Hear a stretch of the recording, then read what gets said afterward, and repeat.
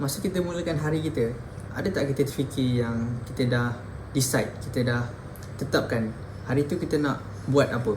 Waktu satu hari tu kita dah macam dah memang bertekad lah untuk kita buat satu benda ni. Mungkin hari ni kita plan nak buat satu benda ni, esoknya kita plan nak buat benda lain pula. Tapi kita nak dedicate masa tu untuk buat benda tu pada hari tu. Kalau kita tengok kita punya vision tu, kita selalunya lebih luangkan masa untuk fikir benda apa yang kita nak buat berbanding dengan kerja tu sendiri. Kita buat je benda tu. Mungkin ada juga beberapa yang satu hari tu dia tak ada macam bertekad nak macam dedicate dia punya masa tu untuk buat satu benda ni. Mungkin dia memang just go with the flow, dia ikut je. Kalau hari tu ada macam satu benda yang dia rasa nak buat, dia buat. Ada orang yang macam tu.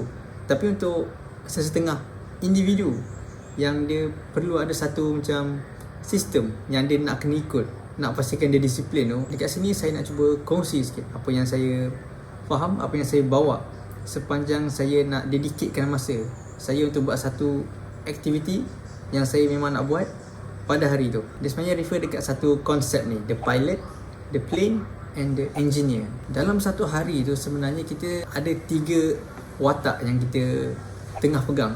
Kejap-kejap kita seorang pilot, kadang-kadang kita jadi kapal terbang tu sendiri, kadang-kadang kita juga jadi engineer tu. Untuk tugas pilot tu, kita sebenarnya waktu kita nak mulakan hari kita, pilot tu dia akan rancang lah dia punya perjalanan. Dia akan plan dia punya destination daripada route A untuk pergi ke route B tu, macam mana dia punya destination. Adalah dia punya prosedur-prosedur yang dia kena ikut. Dia akan bentukkan perjalanan, bentukkan satu vision untuk dia gerak daripada point A tu sampai point B tu. Tugas pilot kalau ikutkan dalam kita punya kehidupan ni, kita macam nak bentuk satu task. Kita adakan kita punya tugasan-tugasan yang kita nak buat waktu hari tu. Kalau macam waktu hari tu kita ada beberapa benda yang kita kena siapkan, kita buatlah dekat kita punya mana, tulis dekat notes ke, tulis dekat buku nota kita ke, tak kisah.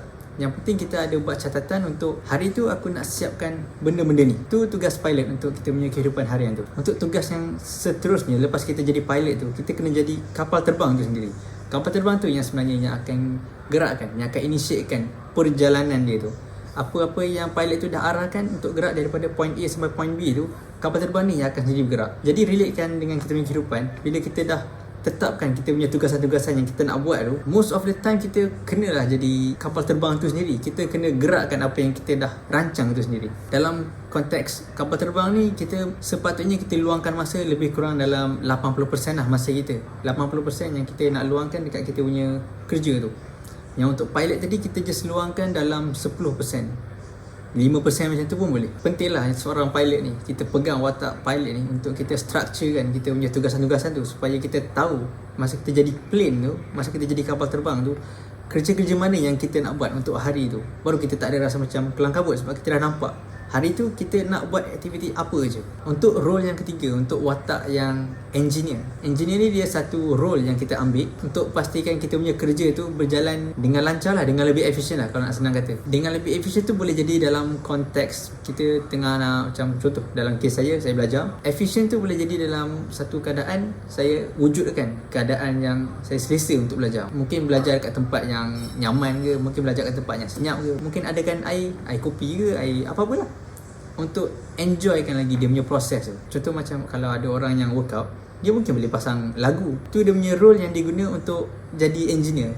Dia dah tambahkan music waktu dia workout. Workout tu dia tengah jadi kapal terbang lah, tapi faktor yang dia letak lagu, apa-apa jenis lagu yang dia suka dengar waktu dia workout tu dah jadi satu faktor yang boleh buatkan dia lebih rasa nak buat lah aktiviti workout tu. Masa yang kita perlu peruntukkan untuk kita jadi engineer tu, dia tak perlu banyak pun, tapi kita pastikan kita ada, supaya kita punya proses nak buat aktiviti tu dia jadi lagi baik, lagi efisien lah. Kita spend around 5% to 10% macam tu lah. Kita tak perlulah lebih-lebih, boleh je nak lebihkan dia punya tu. Cuma pastikan kita punya role masa jadi plane tu yang penting. Kita nak gerakkan kita punya aktiviti tu. Kita bukan nak lebihkan masa untuk kita fikir je hari tu kita nak buat apa.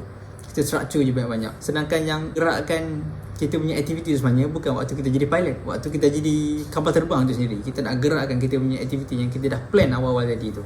Yang engineer tu kita just nak enhancekan lah, kita nak just cantikkan lagi dia punya perjalanan tu. Jadi ringkaskan balik, yang masa kita nak jadi pilot, pastikan kita spend around 5 to 10% of our time untuk kita structurekan kita punya aktiviti-aktiviti untuk kita buat waktu hari tu. Yang kedua, tugas kita masa jadi kapal terbang tu sendiri, masa kita jadi plane. Dekat sini sebenarnya yang paling penting antara semua, sebab benda ni yang menggerakkan kita punya kerja tu. Yang lain dia just cantikkan, dia just enhancekan, dia just jelaskan lagi kita punya penglihatan untuk nampak macam mana bentuk kerja yang kita nak buat tu. Jadi kita dedicatekan 80% lebih kurang macam tu of our time untuk buat benda tu.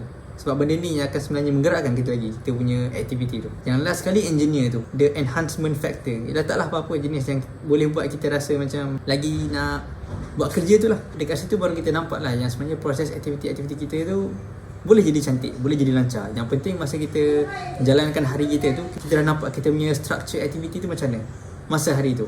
Dia boleh jadi waktu kita buat bukan untuk satu hari je, untuk satu minggu ke, untuk sebulan ke. Yang penting kita ada nampak bird's eye view lah of kita punya aktiviti, of kita punya plan yang kita nak buat tu. Jadi ni je yang sebab saya share. Kalau ada apa-apa perkongsian yang saya dapati pada masa akan datang, InsyaAllah saya akan share kat sini. Terima kasih banyak.